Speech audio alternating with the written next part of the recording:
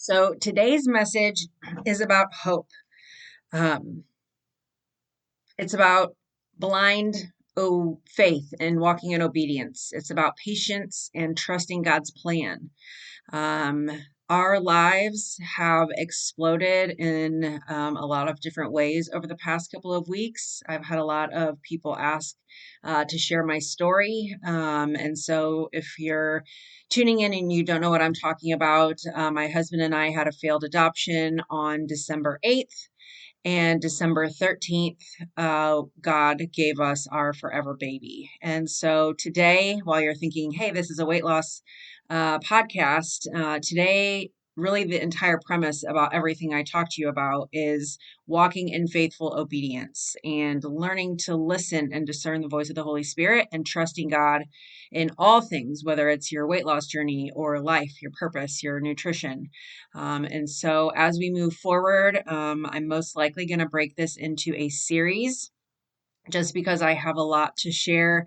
And our story really starts about a year ago. So, in order to really give you the full circle God moment, I don't want to leave out any details. So, stay tuned. We are going to talk today about learning to trust God when everything feels uncertain, and believing and claiming His provision when life feels heavy and we just really don't see a way out. So, stay tuned.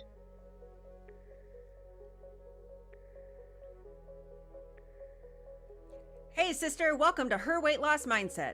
Are you sick of trying diet after diet and not losing weight? Do you wish you could find easy meal prep ideas for your family so you're not standing in the kitchen yet again wondering what everyone is going to eat for dinner that's in line with your goals? Do you spend hours Googling easy workouts but then have no time to do them because your motivation only goes so far? Hey there friend, I'm Lindy Schlabach, Christian fitness and nutrition coach, encourager, and friend. I gained 100 pounds in my late 20s and struggled for years to get it off. 7 years ago, I found a basic system that works and has helped me lose over 90 of those pounds. I've been working with women in online fitness and nutrition ever since. In this podcast, I'll teach you how to lose weight in a way that honors God without obsessing about the scale, and meal plan and prep for your family, and follow a macro-based plan that allows you to eat the foods you love while you reach your goals. It's time to give God your health journey and watch Him make you new from the inside out. You've got this, sister. Now go grab your pre-workout or your third coffee like me, and let's chat. In September of 2018, I started hemorrhaging. And fast forward 18 months later, after medical menopause, a Lupron shot in my arm every 28 days, multiple laparoscopic procedures to try to shrink the fibroids and endometriosis in my uterus. Doc said that a hysterectomy was really my only solution. And I was in my late 30s. I was single. And I was devastated. I always pictured myself to have a big family. My mom has a large family, and it's always been something that I really treasured. So I had come back to my faith, rededicated my life to God about a year and a half before. And so I was just really in kind of a struggle space because I felt like I was walking in obedience and I was, doing all of the right things. And then so to experience this, it really set me back. And that's really when I started to realize that I was still living in a works-based religion. I was trying to earn this or earn that, thinking that God was punishing me for my past or, all the poor decisions that I'd made in my partying phase. And it really just came clear to me one day that, we think, why does God let bad things happen to good people? And we read in John that he says, in this world you will have trouble, but take heart, I've overcome the world. And that really became my go-to verse during that time. So I had my hysterectomy in February of 2020. And for years, I had been praying and asking God to move my husband in next door. And February of that same year, he did 2 months, not even 2 months after my surgery. And I live in a very small town. Like there's one stoplight, there's a Dollar General, a post office, and a bank. Like there's just not really a lot here. Like when we go to get pizza, we get it from the gas station. So the dating pool is very, very small. Either someone is my cousin or they've dated my cousin. So God literally delivered my husband next door. I married into an Amish family in 2022. We have, I think, 24 nieces and nephews on my husband's side. And then my brother has two kids. So we spend a lot of time with them. So, growing a family is always something that's been really important to us. And I remember that first weekend we were sitting out on a Sunday morning. It was Father's Day. And I told him that I couldn't have kids. And he looked at me and said, if God has, if, if there's a way, God will make it happen. And I remember looking at my little dog, and she was following me into the kitchen to get coffee. And I said, I think I just fell in love with him a little bit. So we got married in October of 2022. And a year ago, we decided that we were going to start exploring our options for parenting. So we contacted a doctor that some people of at our church had recommended that helped them get pregnant through IVF. I had a hysterectomy, but I still have my ovaries. So we had a consult with this doctor. I had some blood work ran. My levels seemed okay, but as we were just continuing to pray, we just really didn't feel like God was calling us to go in to spend tens of thousands of dollars that we didn't have. It just didn't seem biblically based. Now, let me just say, if you're out there and you've spent tens of thousands of dollars on IVF or fertility treatments, everyone has their own opinion. You do you. I don't. For us, that wasn't where we felt God leading us. And so, after probably about 6 to 8 weeks, we decided to move on to a different path. So we just continued to pray. And then that following spring, we decided we were going to work with an agency, a Christian agency that's about an hour from us. So we went through the interview process, we went through the fingerprinting process, we paid half of our home study fee. And as we continue to go through the trainings and learning, just about the process of adoption and the lack of support for prospective adoptive parents. And in the state of Indiana where we live, the birth mom has 30 days after the baby's born to change her mind. And the average price of adoption in Indiana is $44,000.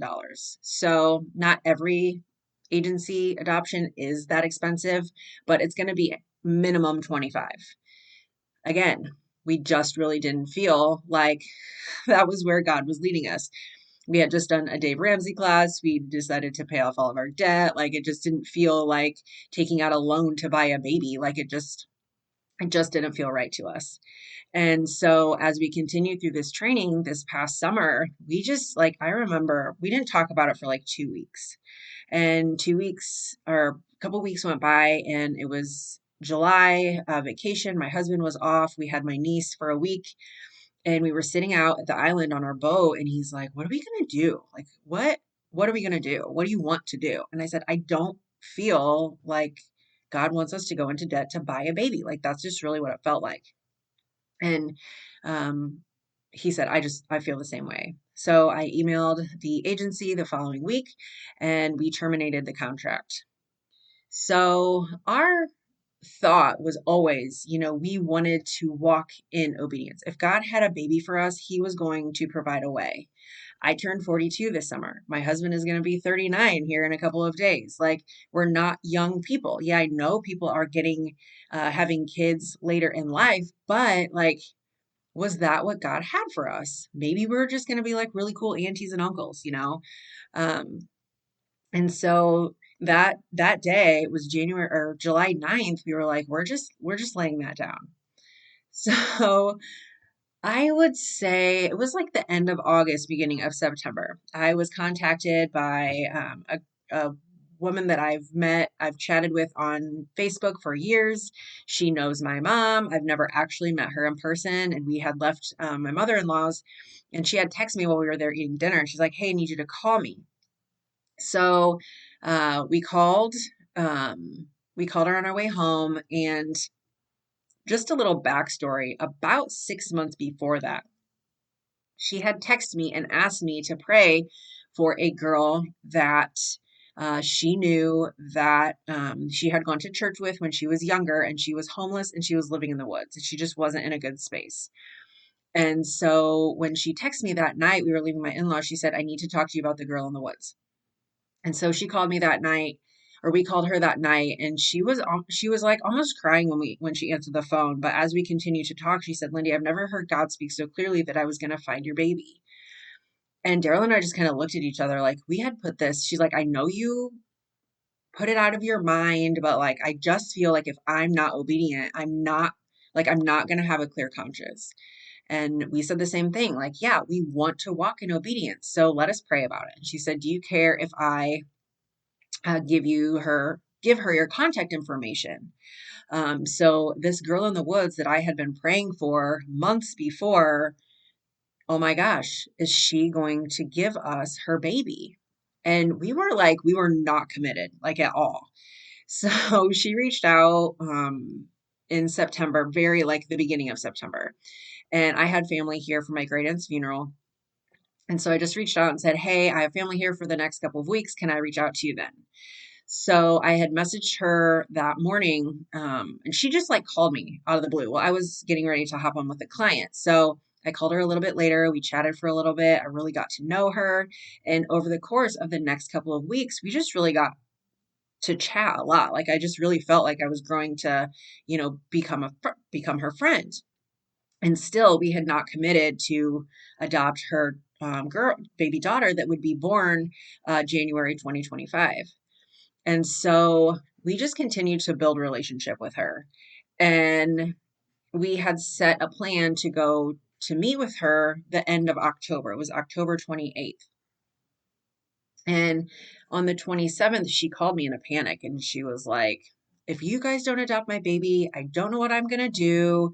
Um, Ironically, that morning, not ironically, divine intervention, Daryl and I had woke up for the first time in months. I had woke up with him that morning to do our devotional time. And we had prayed and we were sitting at the kitchen table and we were reading the Bible. And he's like, what are we going to do? Like, is this where God is leading us? And so we felt at that time that God wanted us to adopt her baby. So I said, we were just in prayer this morning and decided that we really feel like this is where God is leading us. So we had already had a plan for like 2 weeks to meet her the following day. So the next day we went down, we picked her up, we took her to a coffee shop, we had a coffee, we got to know her, and I just loved her instantly. Like she's super tall, she's just really pretty. She got brown eyes, brown hair. She was funny. She was kind of awkward, definitely like nervous and fidgety. And I saw a lot of myself in her. And the friendship just continued to grow. Like she would call me. I had recorded some books so that she could play it over her belly for our daughter. And I had taken her a stack of books and she had given me a couple of things for our baby. And it was an incredible relationship. She was just giving us this most amazing gift. And we were like, flying on high. We hadn't told any of our family at all because we hadn't committed until that day after 8 weeks of talking to her that, we just hadn't committed. And so we were talking to her on the phone one day, and I had contacted a lawyer this past spring just to see how all of it works. My cousin is a CASA, and her husband is a judge, and so they have a lot of knowledge in the system of, who's best to work with, etc. So I contacted an attorney and we had an appointment set for mid-November. So mid-November, we go down, we pick her up, we go to the attorney's office, we sign the pre-consent to adopt. He asks us a lot of questions. We ask him some questions. We go to Chick-fil-A that night. And it was all just very weird walking out of the lawyer's office. Like, I'm not going to lie. It was just like so transactional was the term my husband used. That was completely accurate. So we go to Chick-fil-A, we have some conversations, and she's like, I don't want to be weird. It's just hard. And we even like the entire time of speaking to her, we never like we always said, if you decide to parent this child, we will support you. Because before we even committed to adopting her baby, we thought maybe God just brought us into your lives to, encourage you, help you get plugged into a good community, church community, and help you, stay on path to what God has called you to do. And so we really still want today to be an encourager to her. And so we went down November 13th, signed our paperwork. November 14th, we had a party. That morning, she had messaged me and she's like, hey, listen, I have not wavered in my decision. I don't want you to think, I know I got a little weird last night. I have not wavered in my decision. And again, I reassured her. I said, it would be weird if you didn't have any reservations. But again, like, we're here to support you, whatever you decide. So November 14th, we had gone to our pastor and asked him to come pray over us. We invited our family. We had uh, a gender reveal party for a baby that they didn't even know we were having, and there were tears and prayers, and it was just a really beautiful night. And the following weekend, we had invited our friends over, and we got cute T-shirts that, you know, was like a surprise to, hey, we're going to have a kid. We had the nursery all set up and painted and ready to go. Um, and we were just so excited to share this good blessing of what God had done in our lives. And it just felt really good. So November 26th, the day before Thanksgiving, she had asked us to come down to go to her ultrasound. And that morning she had called and she had fibbed to me that morning, and I'm not quite sure why. But she had told me that the doctor wanted to move up her due date and be induced at a certain day so her dad could be there and just all of these different things. And I said, the lawyer told us that once the baby's born, the social worker will take her and we'll go into our own private room. And she's like, well, I didn't remember that. And so it just started to feel a little off at that point. And so we go down that day, we go to the ultrasound, and we come home. And that next Monday, I kept thinking I should text her and just, tell her I hope she had a happy Thanksgiving. And I was like, no, you know what? I'm not going to. She typically reaches out to me. I'm not going to worry. God has a plan. And then as the week continued on, it just continued to feel even weirder. So that Friday, it would have been December 6th. I had was going to message her on Messenger with some new books for her to play over her belly, and I couldn't find our chat. And long story short, she blocked me. She blocked me on all social media. She blocked my phone number, and I couldn't reach her. And I called Daryl instantly, and I was like in a death panic. Like, she blocked me. Like, we're not having her baby. She blocked me. And he's like, no, it'll be fine. She's probably just, in a bad place. We know that she has some struggles with her. She just has some emotional struggles and some addiction struggles and things like that. And so we're just not going to worry about it. God's plan, it'll be fine. She's probably just, having a panic, whatever. And I was like, what do you do at that point? Like, I had reached out to her mom, who was not helpful at all. She's like, I don't know what's going on with you girls. You just need to talk it out. I said, nothing's going on with us. Like, we were at the ultrasound a week ago and now she's blocked me.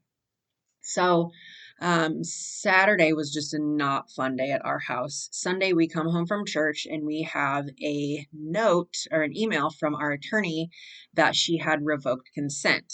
And he said, I'll be in my office Monday morning. If you want to call me, I will see if I can find any information. So we reached out to him that Monday, didn't hear back. So husband called him on Tuesday, and his secretary answered the phone, and she's like, oh, hey, Kevin wanted to talk to you guys. Can you set up a call for tomorrow at 4:00? So Wednesday, it would have been the 10th, I believe, of December, 11th, maybe. Anyway, we called him at 4:00 that Wednesday, and he said, so he had done some research from this lawyer that had contacted him in Indianapolis, and they're an organization that help moms in trouble parent their kids. So we got a little bit of closure. We were glad and grateful that she's decided to parent, because for a while there, like, we'd built up all of this, mumbo jumbo in our minds that she was like selling us out to the highest bidder and whatnot. So that at least gave us a little bit of closure. So I want to encourage you, having the faith to trust God when something like that happens in your life. It was rough. There was a legit struggle in our home for about 48 hours. Tuesday, hubby came home from work and he was just angry. And we went to our discipleship class that night and they prayed over us. We read, we listened to a song, we got in the Psalms, and we just came home with like this overwhelming peace. And it takes me back to that John 16:33 verse that in this world you will have trouble, but take heart, I have overcome the world. And to think of what happened in the course of that 3 weeks from, October 27th, we told her we wanted to adopt her baby. October 28th, we met her. November 13th, we went to the lawyer and signed papers. November 14th, we told our families. And by December, whatever that day was, 6th, she had blocked me.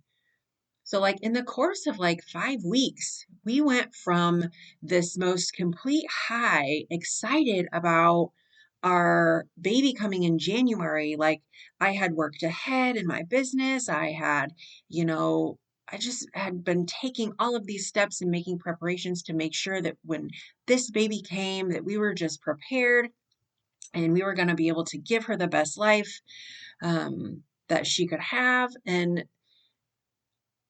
it just sucked the life out of both of us. And it's just really hard to understand sometimes why people are the way that they are, why they make the decisions that they make. But we're all lost people. And, we have to find a way to forgive and, remember that we're all failed sinners. It's hard. Life can be hard. So how do you deal with that? How do you come back with that? So I'm going to leave you there. And I am going to come back to you on Thursday and talk to you about what the lawyer shared with us on that Wednesday phone call and how he changed our lives. And in 36 hours, we brought our baby home. Not the baby we thought we were going to have, but the baby that God had for us the whole time. So stay tuned and we will see you back on Thursday. I know, spoiler, right? Hey sweets, I hope you enjoyed today's episode. If so, would you take 30 seconds and share it with a friend who may also want to lose weight without all the dieting and restriction? Also, please leave a quick review for the show on Apple Podcasts. It lights me up to know this podcast is helping you. Okay, it's time to go make a protein shake and get my sweat on. No more standing in the kitchen waiting for motivation to appear. I'll meet you back next week for another episode. Be blessed.